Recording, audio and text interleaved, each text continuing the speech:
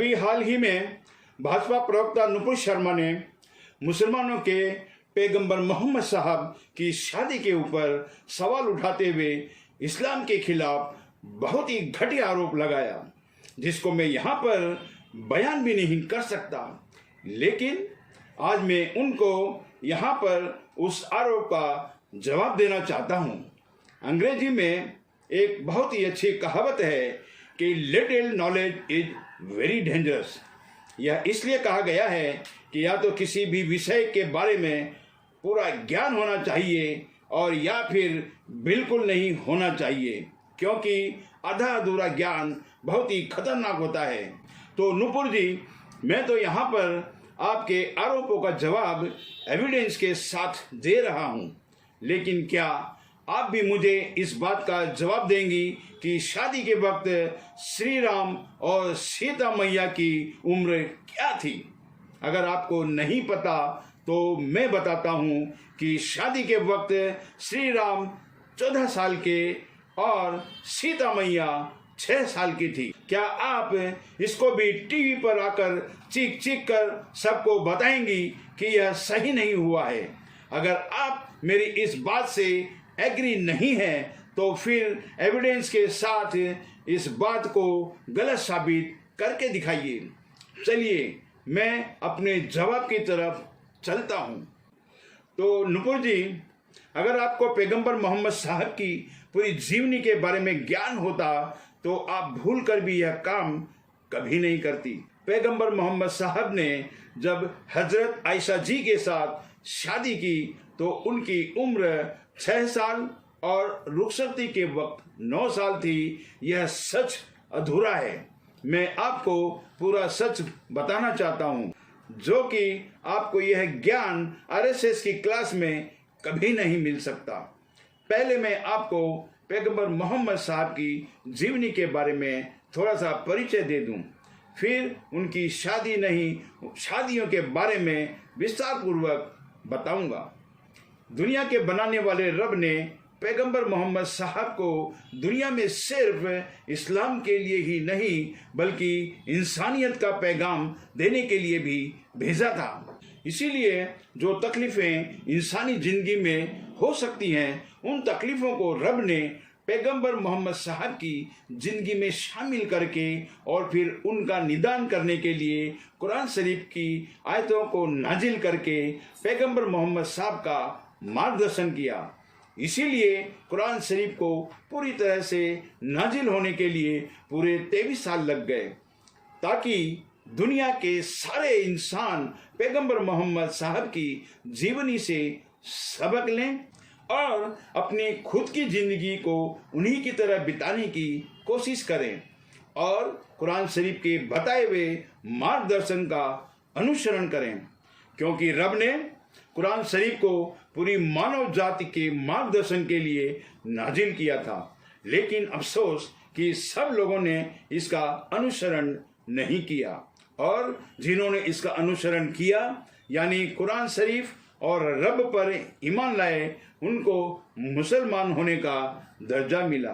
पैगंबर मोहम्मद साहब की पूरी जिंदगी स्ट्रगल और सेक्रीफाइस से भरी हुई थी। आपने जब पहली शादी की तो आपकी मुबारक उम्र 25 साल की थी और हजरत खदीजा की उम्र 40 साल थी और वह 2 बार की विधवा भी थी। यह उनकी तीसरी शादी थी, जबकि पैगंबर मोहम्मद साहब की पहली शादी थी। उनका यह अरमानों के साथ सेक्रीफाइस करना पूरे इंसानों और इंसानियत के लिए एक नसीहत थी, क्योंकि हर इंसान के इस उम्र में अरमानों के पंख लगे होते हैं। आज की तारीख में कोई भी इंसान, चाहे वह कोई मुसलमान ही क्यों ना हो, ऐसा सेक्रीफाइस नहीं कर सकता, क्योंकि मैं सभी समुदाय को आजकल देख रहा हूं कि शादी के वक्त उम्र का इतना ख्याल रखते हैं कि कुछ साल आगे पीछे होने से भी शादी के रिश्ते होते होते रह जाते हैं।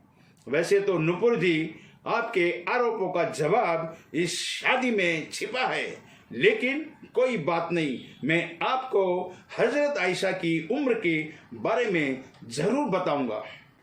40 साल की उम्र में आपको रब की तरफ से नबूवत यानी पैगंबर का मुबारक मकाम तोहफे के रूप में मिला। और जब तक हजरत खदीजा हयाती यानी जिंदा रही, आपने कभी दूसरी शादी नहीं की। हजरत खदीजा की फौत के बाद पैगंबर मोहम्मद साहब ने दूसरी शादियां भी समाज की बुराइयों को रोकने के लिए की थी, ताकि दूसरे सक्षम यानी कैपेबल लोग भी इस सिस्टम को फॉलो करें, क्योंकि उस वक्त जाहिलियत का दौर था। भारत में भी सती प्रथा, बाल विवाह और विधवाओं के पुनर्विवाह पर प्रतिबंध जैसी कुरीतियां प्रचलित थी, जिन पर बाद में कानून बनाकर समाप्त किया गया। अरब में औरतों की बाजार में खरीद फरोख्त होती थी। तलाकशुदा या विधवाओं का हाल तो और भी बुरा था। उन औरतों की समाज में कोई इज्जत नहीं होती थी। बिना शादी किए उनको खरीदकर घर ले आते थे और बाद में उसे फिर से बेचकर दूसरी औरत को खरीद लाते थे।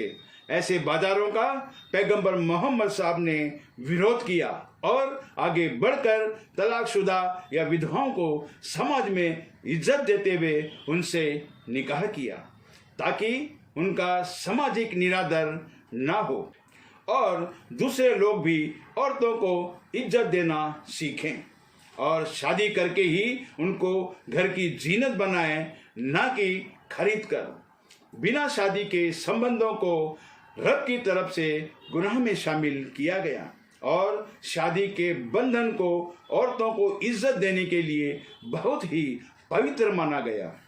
नुपुर जी, ये सारी शादियां पैगंबर मोहम्मद साहब ने तलाकशुदा या विधवाओं से सामाजिक बुराइयों को रोकने और औरतों को सम्मान देने के लिए की थी, न कि अरमानों के कारण।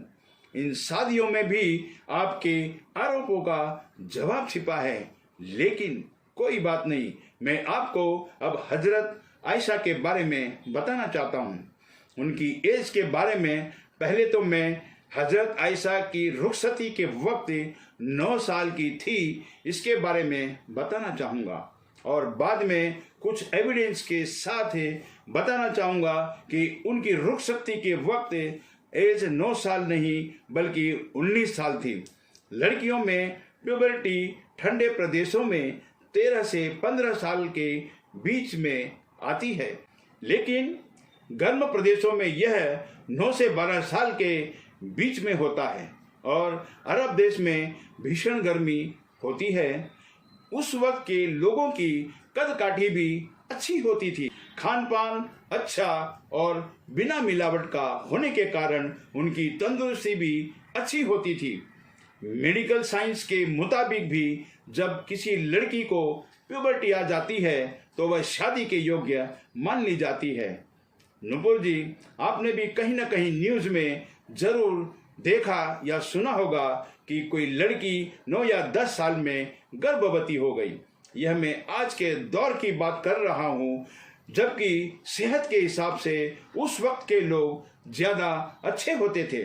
कुरान शरीफ में भी उम्र का जिक्र नहीं है, सिर्फ इतना कहा गया है कि लड़का हो या लड़की जब दोनों बालिग यानी प्यूबर्टी की हालत में पहुंच जाए तो उनका निकाह कर देना चाहिए।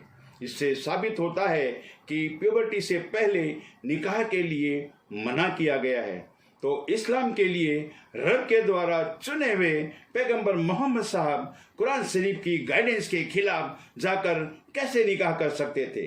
यह एक तरह से नेक्स्ट टू इम्पॉसिबल था। शादी के कुछ साल बाद जब हजरत आयशा की माँ ने पैगंबर मोहम्मद साहब को हजरत आयशा की रुखसती के लिए पैगाम भेजा, तब जाकर उनकी रुखसती हुई थी। नुपुर जी, शादी करना तो बहुत अच्छी बात है। इस्लाम में इसको सवाब यानी पुण्य का काम माना गया है और अय्याशी को गुनाह, जो कि आज के दौर में सरेआम हो रहा है। और आपके नॉलेज के लिए बता दूं कि पैगंबर मोहम्मद साहब हर गुनाह से मासूम थे। रब ने उनको एक खास मकसद के लिए भेजा था, तो रब अपने प्यारे नबी यानी पैगंबर को गुनाह की तरफ कैसे माइल होने देते? नुपुर जी, अब मैं कुछ एविडेंस के साथ यह साबित करना चाहूँगा कि हजरत आयशा की उम्र रुखसती के वक्त 9 साल नहीं बल्कि 19 साल थी। कुछ इस्लामिक विद्वान इसे लिखने में हुई त्रुटि भी मानते हैं, जिसमें वह अरबी गिनती अशर, जिसका मतलब 10 होता है, को गलती का जिम्मेदार मानते हैं। 73 हिजरी में यानी 73 हिजरी में हजरत आयशा की बड़ी बहन हजरत अश्मा की मौत हुई थी, जो उस वक्त 100 वर्ष की थी और हजरत आयशा से 10 साल बड़ी थी। इस हिसाब से 1 हिजरी में रुखसती के वक्त हजरत आयशा की उम्र लगभग 18 साल रही होगी। 2 हिजरी में पैगंबर मोहम्मद साहब ने 15 साल से कम उम्र वालों को जंग में हिस्सा लेने से मना कर दिया था, लेकिन जब जंग उहुद 3 हिजरी में हुई तो हजरत आयशा 15 साल की उम्र से बड़ी थी, क्योंकि उस जंग में उन्होंने हिस्सा लिया था। हजरत अनस से एक हदीस रिवायत है कि उन्होंने हजरत आयशा और हजरत उम्मे सुलेम को पानी से भरी हुई मस्क, जिसमें 20 से 25 लीटर पानी रहता था, उठाए हुए घूम घूम कर सैनिकों को पानी पिलाते हुए देखा था। अगर 9 साल में रुखसती को माना जाए तो 3 हिजरी में उनकी उम्र 11 साल होनी चाहिए, जबकि पैगंबर मोहम्मद साहब ने 15 साल से कम उम्र वालों को जंग में हिस्सा लेने के लिए मना किया था। इन सारे एविडेंस से यह साबित होता है कि हजरत आयशा की उम्र रुखसती के वक्त 18 या 19 वर्ष की रही होगी। नुपुर जी, जब भी पैगंबर मोहम्मद साहब एक यहूदी औरत के घर के नीचे से गुजरते थे तो वे उनके ऊपर कचरा फेंक देती थी, लेकिन आपने कभी उनको कुछ नहीं कहा, बल्कि वापस घर जाकर गुस्ल ले लिया करते थे। एक दिन कचरा नहीं फेंका गया तो पैगंबर मोहम्मद साहब उनकी खैरियत जानने के लिए उस यहूदी औरत के घर गए। यह घटना आपके अजीम यानी बेहतरीन अखलाक की मिसाल थी, और यह भी कि आपके दिल में औरतों के लिए कितनी इज्जत थी। आप सोचिए नुपुर जी, अगर कोई आप पर रास्ते से गुजरते हुए कचरा फेंकेगा, वो भी रोज रोज फेंकेगा, तो आपकी रिएक्शन क्या होगी? अगर आप पैगंबर मोहम्मद साहब की जीवनी और कुरान शरीफ को पूरी अच्छी तरह से पढ़ लेंगी तो आप भी उस यहूदी औरत की तरह ईमान ले आएंगी, यानी मुस्लिम धर्म को अपना लेंगी।